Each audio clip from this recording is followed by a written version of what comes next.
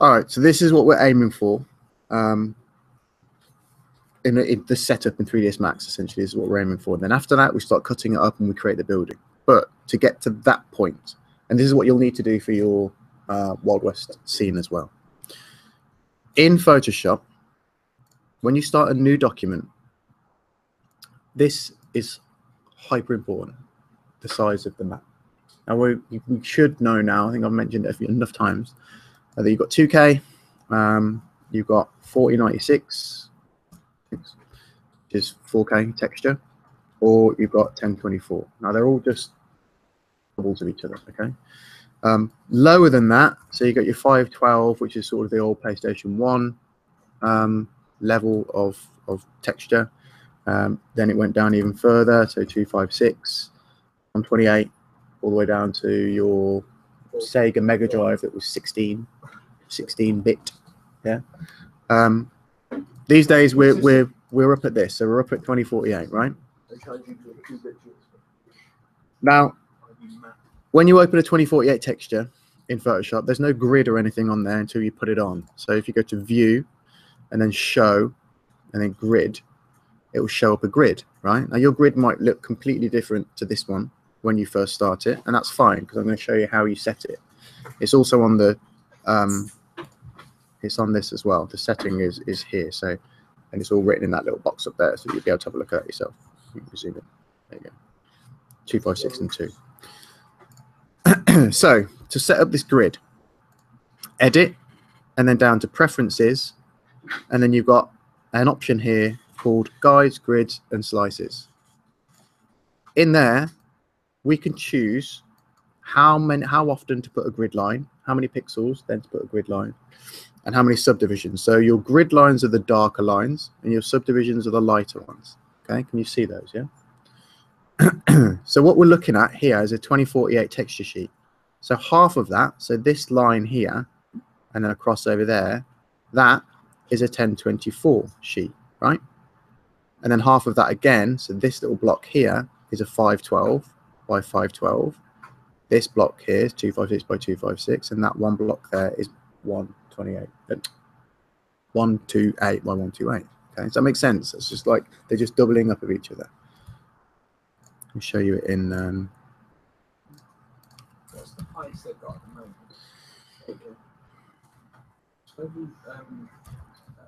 the KMP radar or something. 16K or something. Here you go. So this is what we're talking about, right? So this block fitted into this one would take up a quarter of its space. That takes up a quarter of that one's space, etc., etc. That's what we've got running in here. Okay. So essentially, don't worry about all of that too much, but you need to make sure your grids are set to every 256 subdivisions 2. What that means is when you've got when you start dropping in your textures, you can make sure that they sit bang on certain sections. So this door that we've got here is 256 long by 128 wide. Okay. This thing here is 128 by however much that is. Then you've got an aircon unit. So all upside down on purpose. What's up? Oh, that's upside down on purpose. Yeah. We've got windows here. These ones. Zoom out. Hold on. So they're individual 512 blocks. We've got a wall block. We've got a garage block, etc., etc. But notice how they're all kind of connected. Okay. Now, what that means is when we go into 3D Studio Max, and we lose this, I'll start from scratch. Front view is what we were doing with the Tetris blocks that we were doing earlier. Up in my customize section at the top here, if I click that, at the bottom I've got preferences, 2 above it, unit setup. This is the most important bit that we need to change here. So inside the unit setup, make sure that generic units is ticked. Normally that's ticked.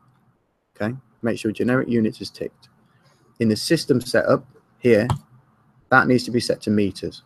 Why? Because Unity uses meters 1 by 1 in Unity. So if you don't have that set up, or if that's set to feet or inches or whatever it might be on your machine, and you model an environment and then you drop it in Unity, it'll either be massive or really, really small. So make sure that's set to meters, 1 and meters. Do they ever utilize that deliberately? if they're, I don't know, if the world they're making is like huge and your character's meant to be tiny in that world, would they ever do that deliberately? Not really, because if your world is really big or really small, then the gravity and the physics inside Unity will be different. Oh, so you always try and keep it to real world size. Otherwise, those things don't work very well. So yeah, so meters set in there, and then make sure this is set on generic. Then it's fairly simple. So we go to plane. I'm going to choose a square. I've got my grid snapping turned on. This is why we did our grid snap stuff this morning. So I've got it right click. I've got it set to grid points and vertices. Okay. So now I can click and drag out a certain size. I can just jump in here and I can tell it to be whatever I want. So I'm going to go 40 by 40. And that's got me sitting 4 by 4 basically, right? 1, 2, 3, 4 blocks. So 40 by 40 because we're talking meters. So now I know that I can throw my texture on here, and hopefully a lot of it will fit in the right place. So if we go to M on the keyboard, bring in a standard material, general, bitmap, and go and get my texture. In fact, I'll use my Photoshop one because that's what I'm using at the minute. If I open that and then drop it onto my plane by clicking this one and then this one, press F3 on the keyboard to see it in the view, F4 to be able to see your edges. Now you can see that these blocks I can take out already, like Lego, so I can have a wall very quickly. I can have 4 different windows very, very quickly. But these ones I can't take out, so I need to change some little settings, right? It's really simple. I just go into my length and width segments and I push those up. So remember, we're always doing it by power of 2, so there's no point putting 6 in there. So if I go 8 by 8, now I can take my air conditioning unit out. My door can come out separately. This can come out separately. The only things that aren't online are 2 things that really don't matter too much. They're a sign that you're going to stick on the side of a building. That could be any shape or size.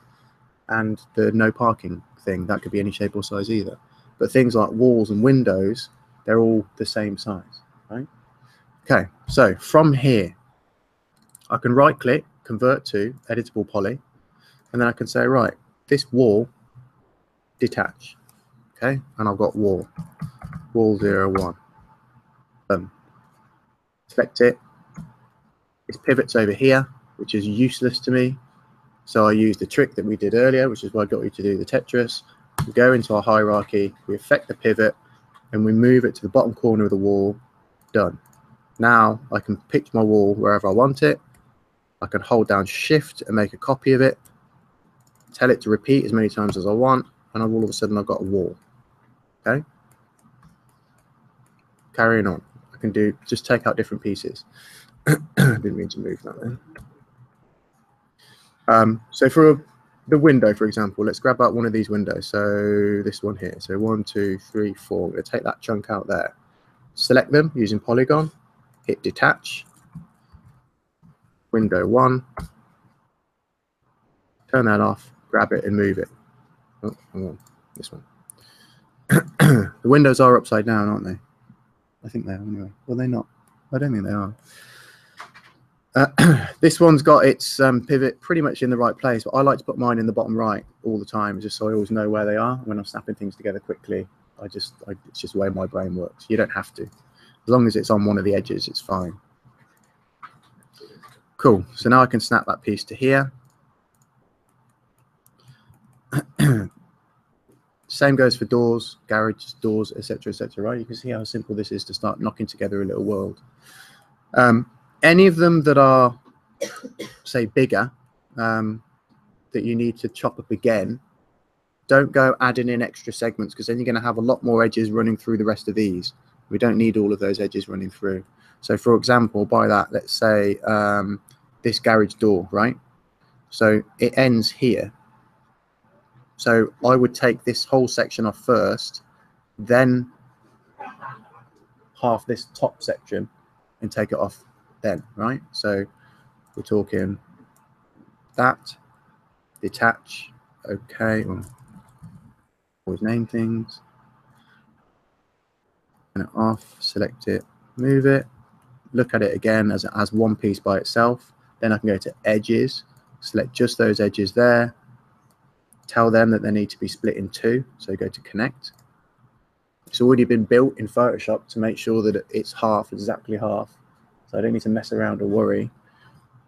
Then I can go back into my polygon, select those ones and tell them to F off.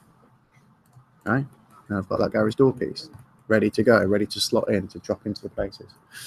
Where things start getting a little bit more difficult is when you don't want a completely flat world, right? So here, this window section, if I select it and just isolate it for a second, so I can either press Alt and Q or just press this little option down here. So all I can see is the window.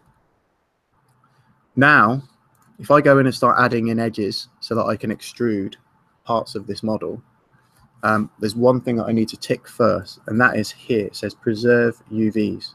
If I don't do that, if I select these edges here and put a connect through them and then start moving them, it affects the texture, right? Which we don't want to do. So if I undo that, click on preserve UVs, now I can move that line around and it's not affecting my texture, okay? So I can place this line here, this one, I can move it and place it there. This edge can go here, and then let's put another one through it. Tweak. Put that at the bottom. Then I can go through, choose polygon, select this one in the middle, and I can give it an extrude, but obviously the other way. So to look at it from a side view, and bring that one in. Top section. Oops, didn't accept it. 1, 2, 3. That one needs to be extruded, but plus as opposed to negative. And we're starting to build out an environment that can still snap into place as we want it to. But the last thing I've got to do is sort these out, right? So the main texture's fine, but I've just got to sort out these little edges. And they're so easy to fix. Once you've finished your repositioning of things and things sticking out and not sticking out, go into your Unwrap. So all of this stuff we've done already. This is why we're at this stage now. Open my Unwrap editor. If I turn this to my texture atlas, you can see it's already placed exactly where it should be, because that's what it's been taken from. Then I can go in and say, right, this edge here is wrong, this section just here. So select it. Choose quick planar because it's a flat piece. It's going to come off by itself. Scale it down. And reposition it exactly where I know it's got to go. So I can zoom in. And it's basically got to be the same as this chunk here. Done. Same for the sides. So if I select that piece there, take it off as one piece, rescale it, and this piece goes just here.